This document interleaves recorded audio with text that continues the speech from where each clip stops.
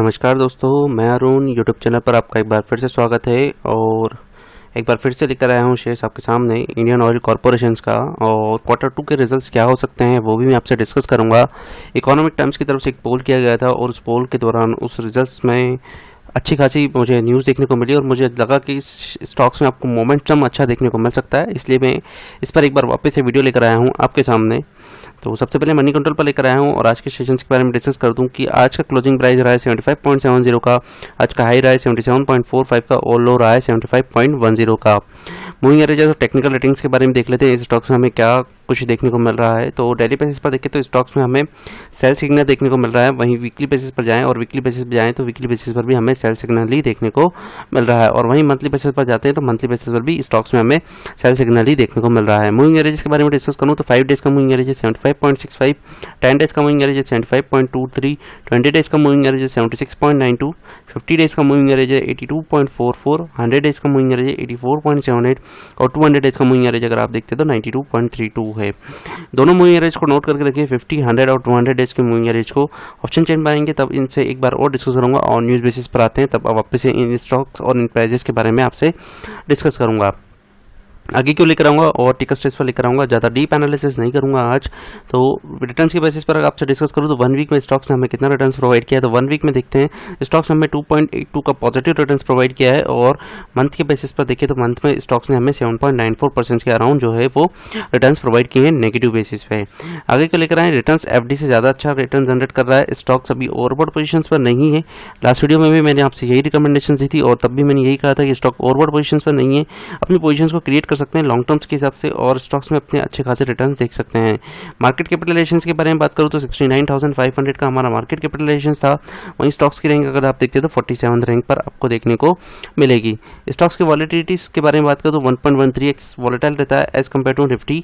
वहीं आगे क्यों रहेंगे और स्टॉक्स में हम देखेंगे कि कितना एनालिस्ट की रिपोर्ट्स हमारे पास यहाँ पर अवेलेबल है टिकट स्टेज पर, और उसमें कितना एनालिस्ट हमें बाय रेटिंग्स रिकमेंडेशन दे रहे हैं। तो टिकट स्टेज पर यहाँ पर 36 एनालिस्ट की रिपोर्ट्स हमारे पास अवेलेबल है और 36 एनालिस्ट की रिपोर्ट में से 75% का ये मानना है कि स्टॉक्स में आप अपनी पोजीशंस को जो है वो क्रिएट कर सकते हैं।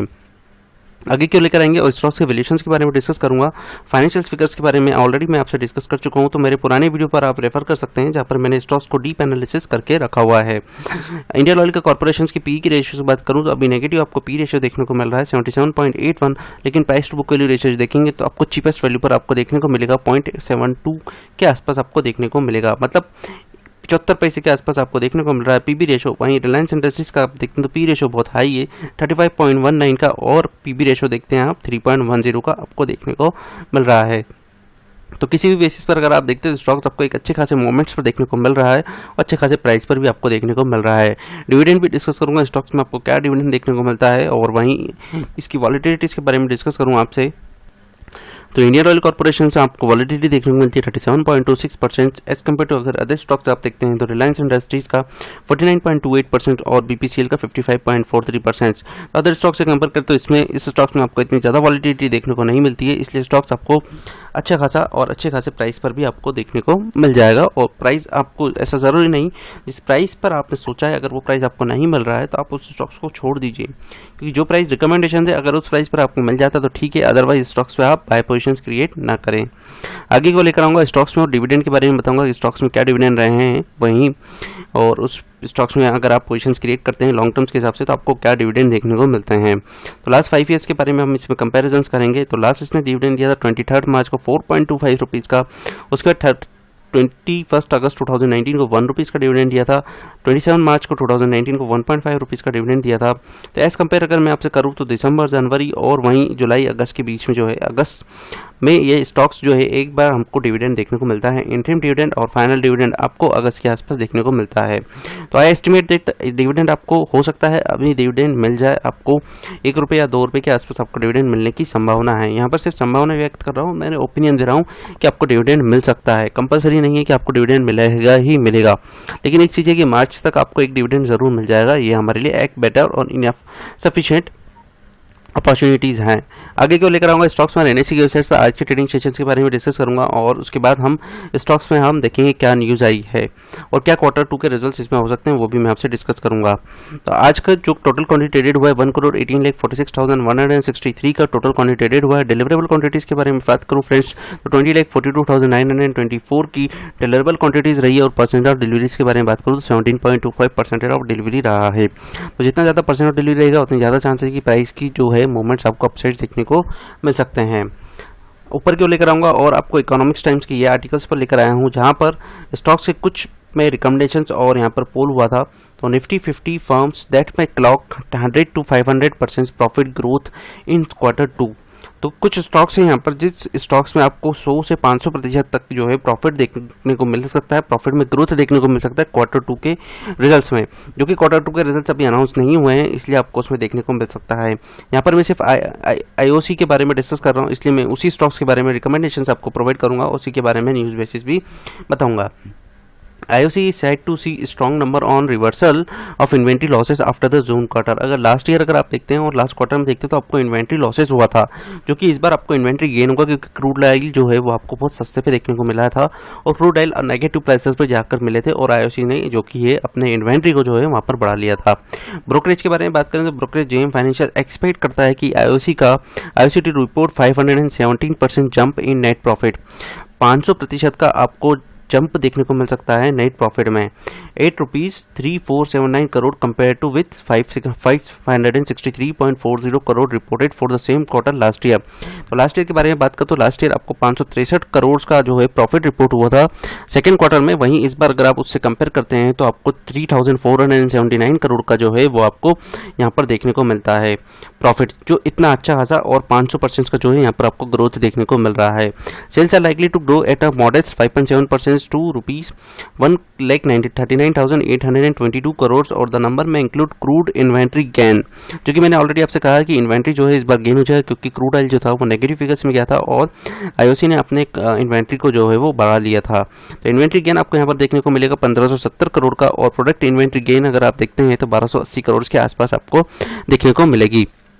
ये एक एस्टिमेशन है कि सेकंड क्वार्टर्स के जो रिजल्ट्स हैं वो इस बेसिस पर आ सकते हैं।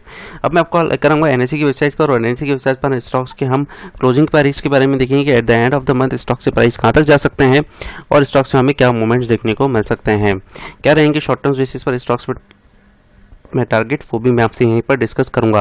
लेकिन एक चीज़ यहाँ पर डिस्क्लोज देना चाहूँगा, किसी भी बेसिस पर मैं आपको यहाँ पर इंट्राडे लेवल पर ट्रेड करने की सलाह नहीं देता हूँ, ना ही स्टॉक ऑप्शंस पर ट्रेड करने की सलाह देता हूँ। हमारा एट द मनी रहेगा 75.5 और यहीं पर हम कॉल ऑप्शंस और पुट ऑप्शंस के थ्रू सपोर्ट और रेजिस्टेंस फाइंड करने की कोशिश करेंगे।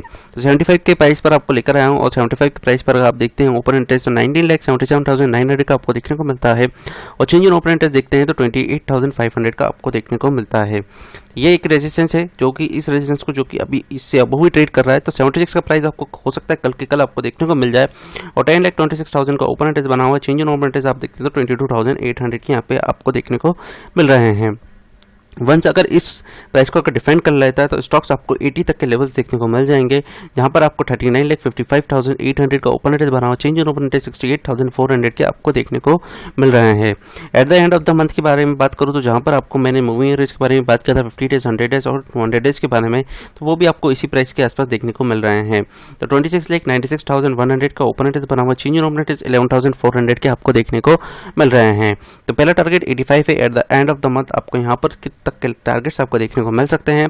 वहीं अगर ऊपर की ओर देखते हैं तो मैक्सिमम अगर प्राइस जाता है तो 24,51,000 तक के और चेंज इन ओपन इंटरेस्ट 22,800 तक के आपको देखने को मिल सकते हैं।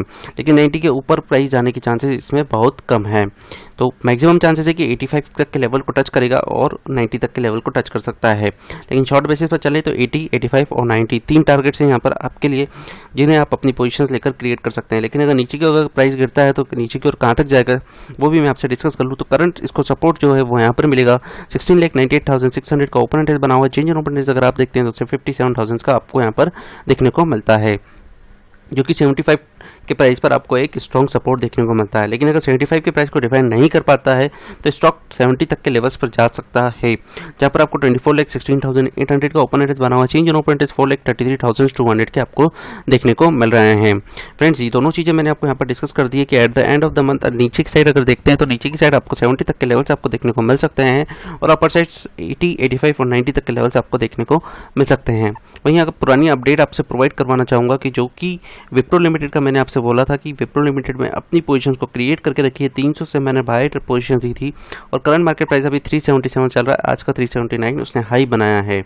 फ्रेंड्स, उसको होल्ड करके रखिए, 400 तक के लेवल्स उसमें जाएंगे। वहीं आईसीआईसीआई बैंक्स के बारे में डिस्कस कर लूँ आपसे। आईसीआईसीआई बैंक्स को भी 350 से मैंने बाय रेट रिकमेंडेशन दी थी और अभी 404 के आसपास वो स्टॉक्स जो है वो ट्रेड कर रहा है।